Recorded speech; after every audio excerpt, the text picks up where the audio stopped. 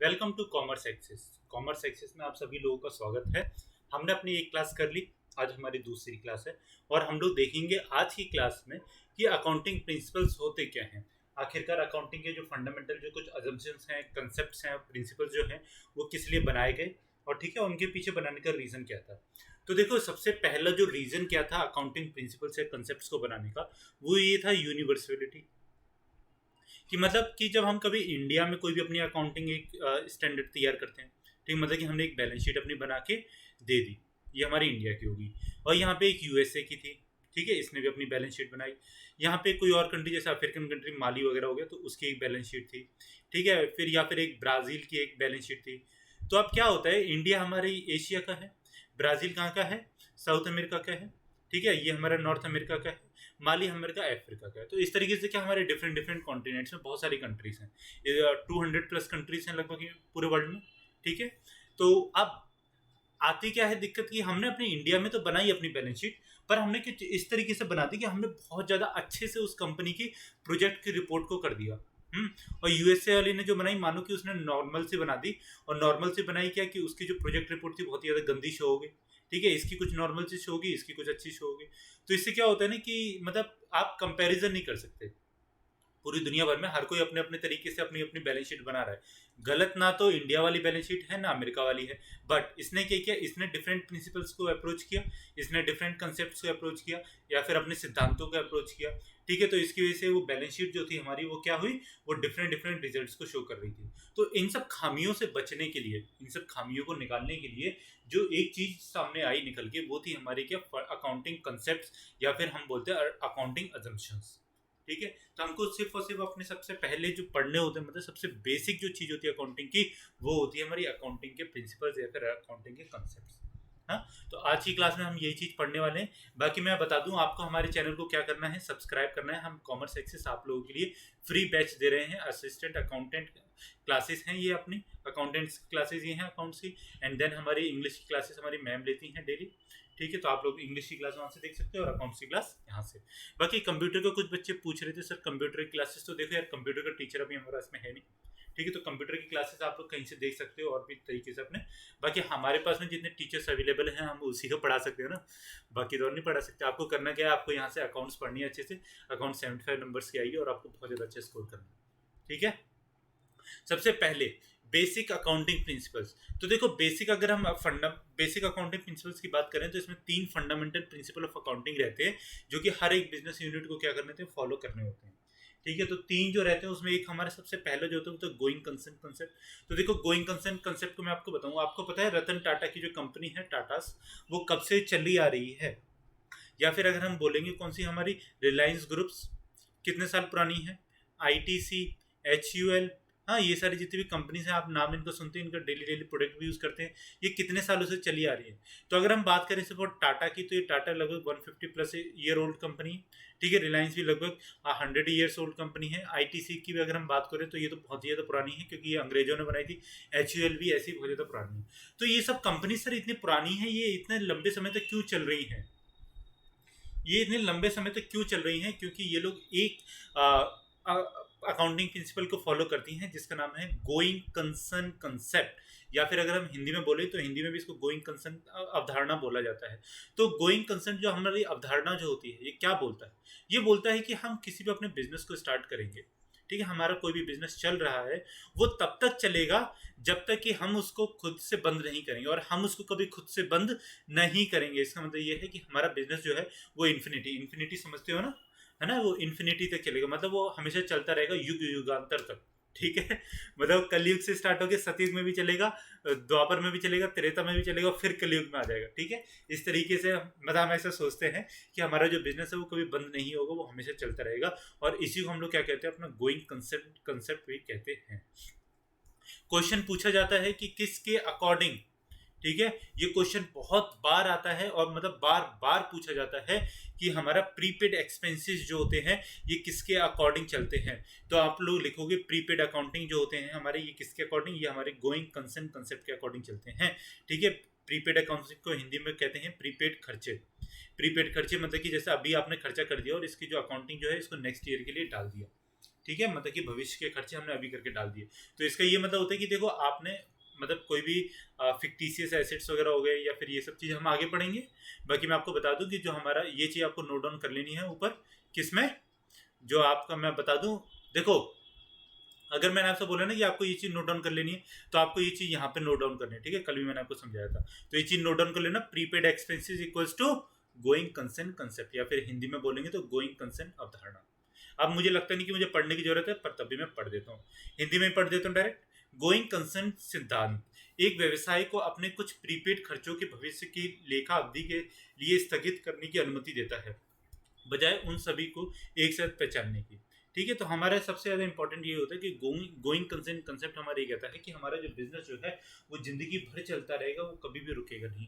इसीलिए हम लोग बड़ी बड़ी हैवी हैवी मशीन्स खरीदते हैं जो कितने करोड़ की होती है। मतलब मान लो 10 करोड़ की आपने बिजनेस डाल दिया, तो आप ये थोड़ी सोचोगे कि आप 1 साल बाद बंद कर दोगे, हाँ भैया तो मेरे 10 करोड़ रुपए पूरे हो गए ना ना, ऐसा नहीं होता।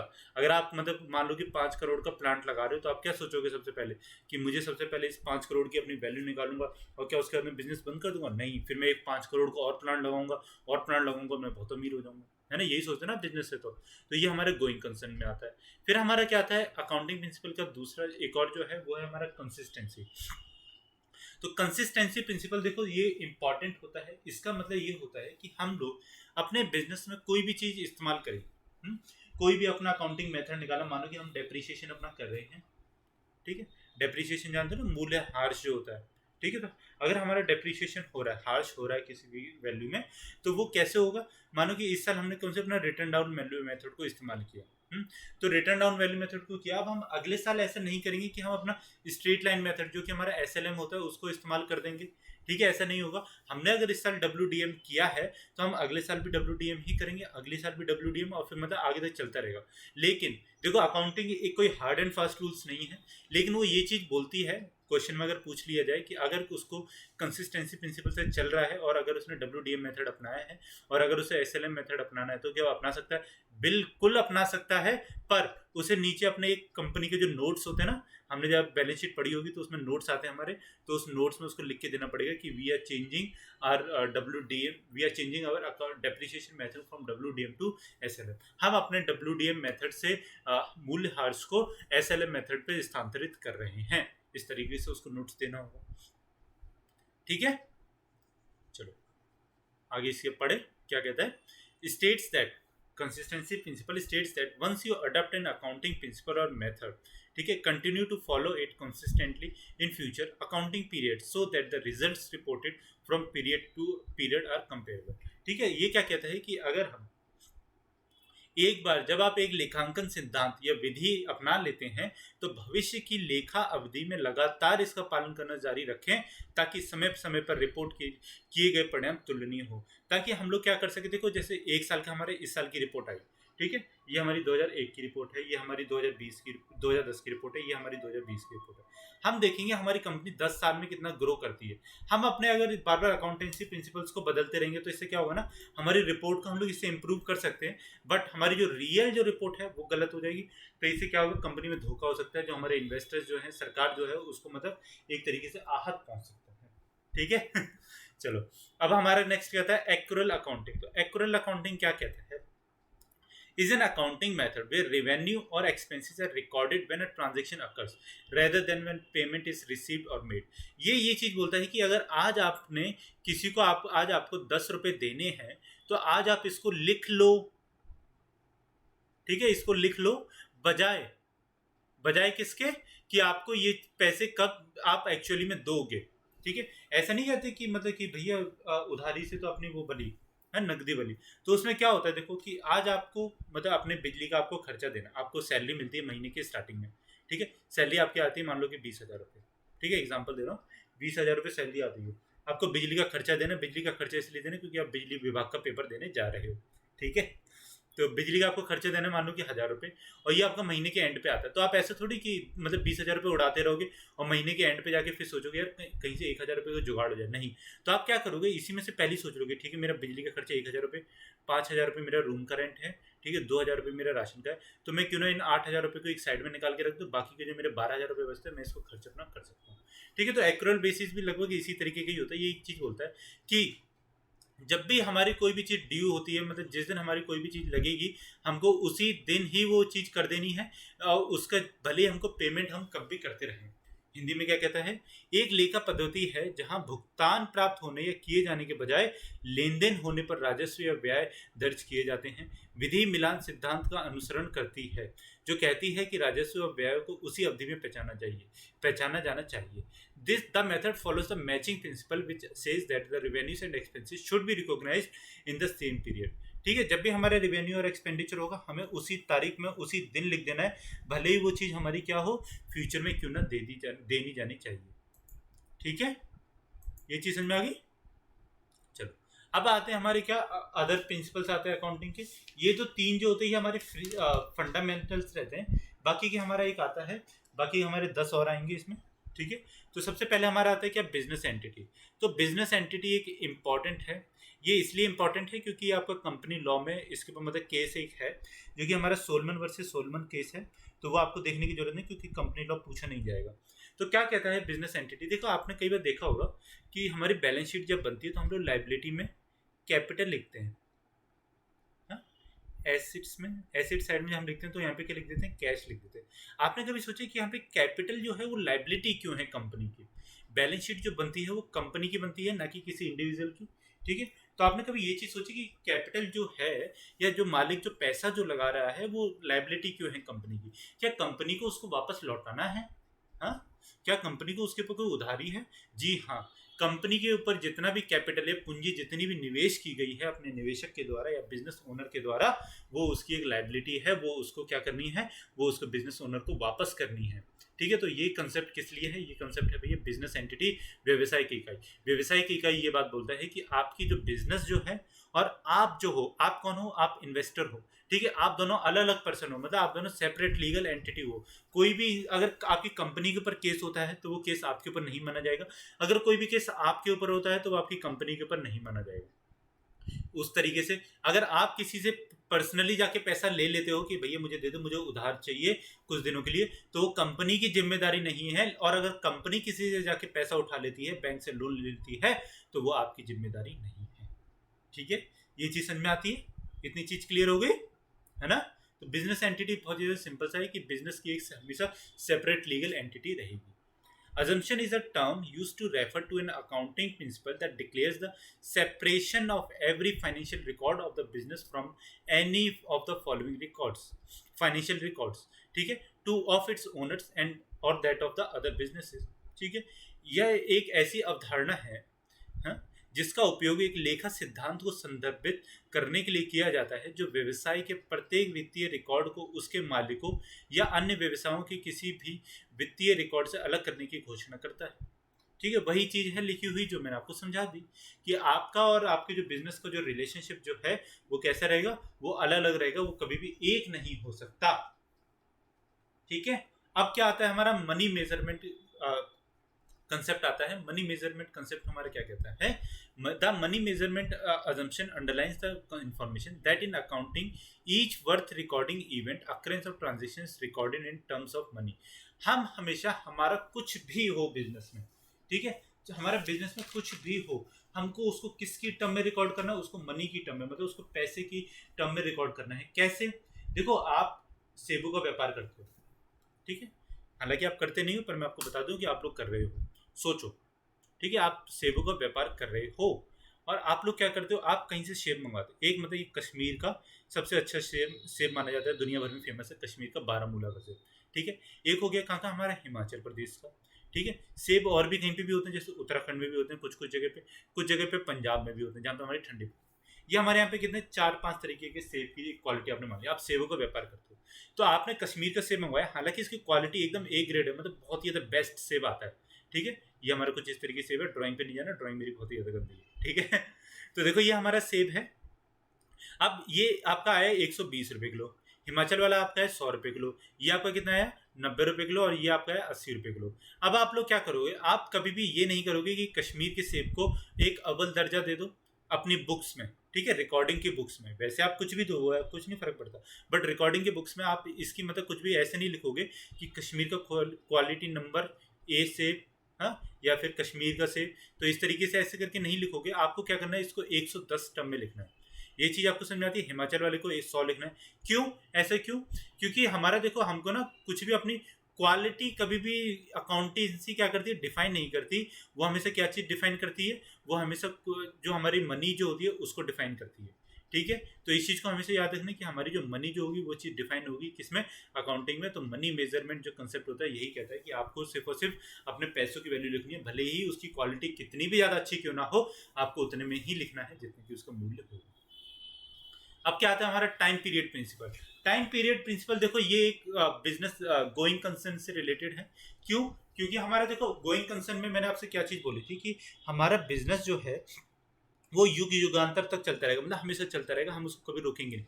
बट अगर हम उसको कभी रोकेंगे नहीं, उसके कुछ भी एस्टिमेट वगैरह नहीं करेंगे, तो हम उसमें से ये कैसे पता लगाएंगे कि हमारा बिजनेस अच्छा चल रहा है, गंदा चल रहा है, हमको किस चीज़ की इंप्रूवमेंट की जरूरत है, हम क्या क्या उसमें इंप्रूवमेंट करें।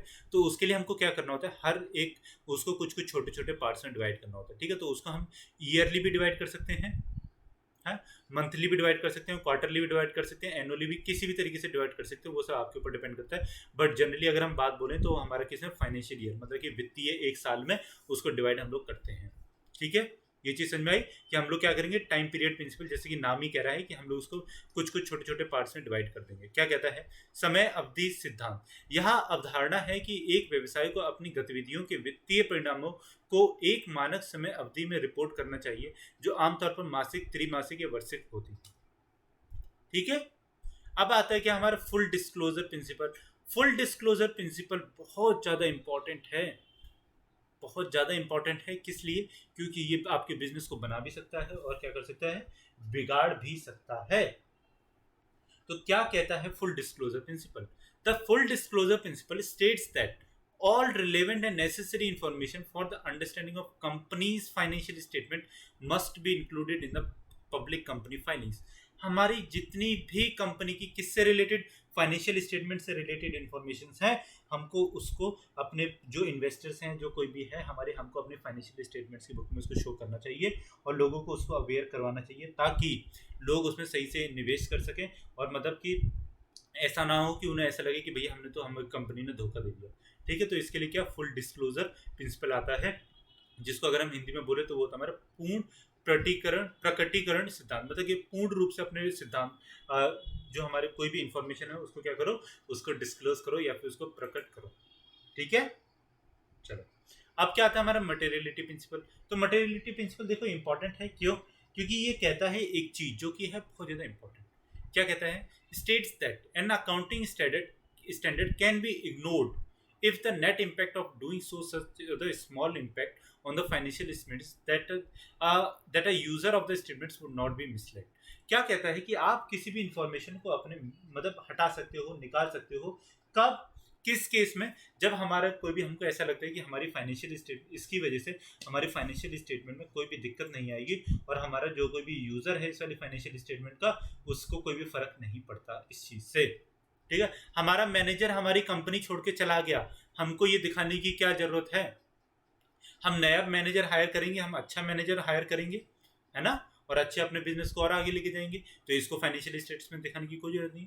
हालांकि आपको लॉस हो रहा है ईयर टू ईयर, ये आपको शो करने की बहुत ज्यादा जरूरत है। फिर क्या कहता है, भौतिकता सिद्धांत में कहा गया है कि लेखांकन मानक को नजरअंदाज किया जा सकता है। ठीक है, नजरअंदाज किया जा सकता है यदि ऐसा करने का शुद्ध प्रभाव वित्तीय विवरणों पर इतना कम प्रभाव डालता है कि बयानों की उपयोगकर्ता को गुमराह न किया जा सके। ठीक है,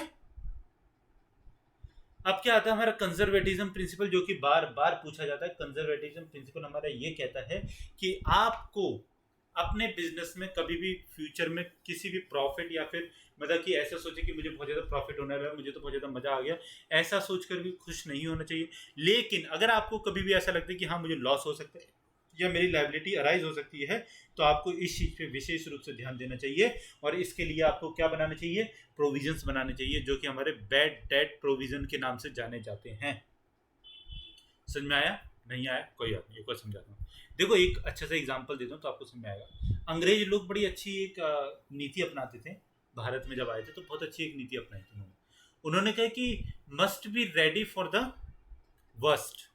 ठीक है, must be ready for worst, good can be good. मतलब ये कहता है कि आप लोग बुरे से बुरे समय के लिए तैयार रहो, पर जो अच्छा होगा वो तो अच्छा है ही। ठीक है, तो यही हमारा कंजर्वेटिज्म प्रिंसिपल भी कहता है कि आप लोग पहले से अपनी एक्सपेंसेस और लाइबिलिटीज के लिए किसी भी तरीके का प्रोविजन बनाओ, ठीक है, अपने बिजनेस में। बट रिवेन्यू और एसेट के लिए कोई भी अपना प्रोविजन या फिर फ्यूचर में उछलना मत स्टार्ट कर दो। ठीक है, रूढ़िवादी सिद्धांत वह अवधारणा है जो कि आपको जितनी जल्दी हो सके खर्च और देनदारियों को रिकॉर्ड करना चाहिए। ठीक है, ये कहता है कि आपको अपने खर्च और देनदारियां जितनी भी जल्दी हो सके उसको रिकॉर्ड करना चाहिए और उसके लिए प्रोविजंस या फिर अपनी तैयारी करके रखनी चाहिए। लेकिन राजस्व और संपत्ति को तभी रिकॉर्ड करना चाहिए जब आप सुनिश्चित हों कि वे घटित होंगे। ठीक है, तो अपने प्रॉफिट के लिए ज़्यादा उछलो मत, लेकिन अपने किसके लिए, एक्सपेंसेस के लिए मतलब तैयारी करते रहो। अब क्या आता है हमारा कॉस्ट प्रिंसिपल। तो कॉस्ट प्रिंसिपल हमारा क्या होता है? कॉस्ट प्रिंसिपल हमारा ये कहता है कि आप आज मतलब कि मानो 100 रुपये का सोना खरीद के लेके आओ, ठीक है, 1 महीने बाद वो आपका 200 रुपये का हो गया, तो आपको अपने बुक्स ऑफ अकाउंट्स में क्या रिकॉर्ड करना चाहिए, 100 की 200? अब आप मुझे बताओ, सोचो सोचो, जल्दी सोचो, 5 सेकंड का समय, जल्दी सोच लो, जल्दी सोच लो। सोच लिया? ठीक है, अब मैं आपको बताता हूँ। तो हमको ना 200 को रिकॉर्ड नहीं करना, हमको रिकॉर्ड करना है सिर्फ और सिर्फ 100 को, हमेशा। ठीक है, याद रखना, चाहे आपकी वैल्यू मार्केट में कितनी भी ज्यादा क्यों ना बढ़ जाए, लेकिन आपको वही वैल्यू अपनानी है जिस पे कि आपने क्या किया था, आपने परचेज उसको किया था। ठीक है, पढ़ें इसके बारे में। This is the concept that the business should not record its assets, liabilities and equity investments at their original purchase cost. This principle is becoming less valid as host of accounting standards are। ठीक है, ये चीज छोड़ो। यह अवधारणा है कि एक व्यवसाय को अपनी मूल खरीद लागत पर केवल अपनी संपत्ति, देनदारी, इक्विटी, निवेशी को रिकॉर्ड करना चाहिए। ठीक है, आपको अपनी मूल खरीद मतलब जितनी आपकी कॉस्ट पड़ी थी आप सिर्फ उस पे ही रिकॉर्ड करो, ना कि उस पे कि जो आपकी आज की मार्केट वैल्यू हो चुकी है। ठीक है, समझ में आया? चले आगे। अब क्या आता है हमारा मैचिंग प्रिंसिपल। तो देखो, मैचिंग प्रिंसिपल को अगर हम हिंदी में बोले तो ये होगा हमारा मेल खाते सिद्धांत। तो मेल खाते सिद्धांत क्या कहता है? This is the concept that when you record revenue you should also record all related expenses to that same time.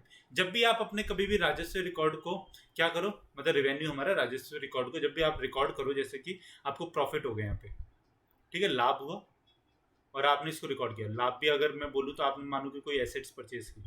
ठीक है, तो ये कहता है कि आपने कोई भी एसेट अगर परचेज कर रहे हो या फिर आपको कोई भी तरीके का लॉस हो रहा है किसी भी चीज़ पे, तो आपको वो एक्सपेंसेस और उसको जितने भी एक्सपेंसेस आपने उस पर इनकम किए हैं वो सब उसके साथ साथ रिकॉर्ड कर लेना चाहिए, ताकि उसकी जो वैल्यू है वो उसमें पता लगे और एक एक्चुअल जो वैल्यू है हमारे किसकी, उस चीज़ की, उस एसेट की, उस प्रॉफिट की, वो निकल के आए। अब आता है हमारा most important dual aspect concept. ठीक है, तो ड्यूल एस्पेक्ट कंसेप्ट ये कहता है कि आप अपने बिजनेस यूनिट की क्या करोगे, दोनों तरीके से अपने बिजनेस को रिकॉर्ड करोगे। कैसे? देखो, आपने लायबिलिटी है, ठीक है, आपने मतलब कि मानो कैपिटल एम्प्लॉयड की, कैपिटल मतलब पूंजी आप लेके आए अपने बिजनेस में, आपने अपने कैपिटल को बढ़ाया, पूंजी को बढ़ाया, तो इससे कैश भी तो बढ़ेगा ना, है ना। एक तरफ आपका एसेट भी बढ़ेगा और एक तरफ की क्या होगी, लाइबिलिटी भी इंक्रीज होगी। या फिर अगर आपके बिजनेस ने क्या किया, ड्राइंग कर ली, मतलब कि आपके पूंजीपति ने आपके यहाँ से पूंजी को निकाल लिया, मान लो 10,000 रुपये निकाल लिया, तो यहाँ से आपका कैश भी तो कम हो जाएगा 10,000, तो ये भी माइनस हो जाएगा। ठीक है, तो इससे हमारा क्या फर्क पड़ता है? तो इससे हमारा ये फर्क पड़ता है कि अगर हमारी कोई भी एक साइड अफेक्ट हो रही है तो ड्यूल बुक हमारी ये बोलती है कि हमारी दूसरी साइड भी इससे अफेक्ट होगी और हमको दोनों की दोनों को रिकॉर्ड करना है। समझ में आया? ठीक है, हो गया। फिर देखो, अब हिंदी में क्या कहता है, दोहरे पहलू की अवधारणा में कहा गया है कि प्रत्येक व्यवसायिक लेन देन को 2 अलग अलग खातों में रिकॉर्ड करने की आवश्यकता होती है। ठीक है, जैसे मैंने आपको बता दिया, लाइबिलिटीज एंड एसेट। हाँ, वह अवधारणा दोहरी परविश लेखांकन का आधार है जो विश्वसनीय वित्तीय विवरण तैयार करने के लिए सभी लेखांकन ढांचे के लिए आवश्यक है। ठीक है, सारे कंसेप्ट समझ में आ गए। तो देखो, इसके अंदर ना 2 और कंसेप्ट बचते हैं। एक होता है कि हमारा रेवेन्यू रिकॉग्निशन और एक होता है कि हमारा वेरीफाइबल ऑब्जेक्टिव। ठीक है, ये दोनों इंपॉर्टेंट नहीं है, ये दोनों कभी पूछे भी नहीं जाते और इनकी कोई इतनी ज़्यादा वैल्यू है नहीं, तो इसके लिए मैंने इनको करवाया नहीं। ठीक है, बाकी चलो अब आज की क्लास को यहीं पे खत्म करते हैं। अब हमने आज अपनी इस वाली क्लास में क्या देख लिया, हमारे अकाउंटिंग के प्रिंसिपल्स देखे जो कि हमारे बेसिक हैं और बहुत ज़्यादा इंपॉर्टेंट है। इनसे एक क्वेश्चन आपका पूछ सकता है किसी भी हाल में, मतलब किसी भी एग्जाम में। देखो, अकाउंटिंग अगर क्वेश्चन पूछे जाते हैं तो ये वाले क्वेश्चन पूछना बहुत ही ज़्यादा मतलब आम बात है और बहुत ही ज़्यादा इंपॉर्टेंट भी है चीज़, क्योंकि अगर आप अकाउंटेंट बनते हो तो आपको ये प्रिंसिपल्स आने चाहिए। ठीक है। अगर क्वेश्चन नहीं भी आता लेकिन तब भी आपको ये चीज़ आनी चाहिए, क्योंकि मैं नहीं चाहता कि मेरा पढ़ाया हुआ स्टूडेंट जो मेरे से पढ़ के गया हो वो किसी भी तरीके से अपने अकाउंटेंसी में किसी भी तरीके से वीक रह जाए ऊपर। ठीक है, तो बाकी चलो अपनी क्लास को खत्म करते हैं, कल अपनी नेक्स्ट वीडियो में मिलेंगे। Thank you so much for watching this video. बाकी आपको एक काम करना है कि अगर आप हमारे चैनल पर नए हैं तो प्लीज़ हमारे चैनल को सब्सक्राइब कीजिए, हमारी वीडियोस को लाइक कीजिए, दूसरे बच्चों को शेयर कीजिए। बताइए कॉमर्स एक्सेस आप लोगों के लिए कितना फ्री में एक बैच दे रहा है जिसमें हम आपको अकाउंटिंग एंड इंग्लिश, ठीक है, अकाउंटिंग एंड इंग्लिश है यार, देखो कंप्यूटर का टीचर है नहीं, मैंने आपको बता दिया, ठीक है, तो कंप्यूटर वगैरह भी हम लोग नहीं पढ़ा पाएंगे, ठीक है, अकाउंटिंग और इंग्लिश है। और कुछ बच्चे पूछे थे सर लिंक कब अपडेट होगा, तो देखो यार लिंक का भी कोई ऑफिशियल नोटिफिकेशन आया नहीं है, ठीक है, तो जैसे ही आता है ऑफिशियल नोटिफिकेशन तो मैं आपको बता दूं कि हम लोग उसी टाइम पे आपको अपडेट कर देंगे इसके ऊपर, हमारे चैनल के ऊपर आपको वीडियो तुरंत मिल जाएगी, ठीक है, और कैसे करना है उसके बाद में मैं आपको वो भी चीज़ें समझा दूंगा। और देखो आपको अगर आप रेजिडेंट हो यूपी के, मतलब कि अगर आप यूपी के रहने वाले हो तो आप लोग उसमें अप्लाई कर सकते हो, कोई दिक्कत नहीं है। अगर आप नॉन रेजिडेंट हो, मतलब यूपी के रहने वाले नहीं हो, तो भी आप उसमें अप्लाई कर सकते हो, कोई ऐसा वो नहीं है कि मतलब सिर्फ और सिर्फ यूपी वाले कर सकते हैं। तो जो लोग यूपी के रहने वाले नहीं हैं, भले वो ओबीसी हैं, एससी एसटी हैं, ठीक है, तो वो लोग किसमें, वो लोग जनरल में अप्लाई कर सकते हैं, उन लोग को कोटा नहीं मिलेगा स्टेट का, ठीक है, सेंटर में कोटा मिलता है, स्टेट में कोटा नहीं मिलता ये। और आपको का अपना ओबीसी का नॉन क्रीमी लेयर का जो सर्टिफिकेट है उसको बनवा लेना है, कब से, 1 अप्रैल के बाद से, ताकि आप लोग की कोई दिक्कत ना आए फॉर्म भरने के टाइम।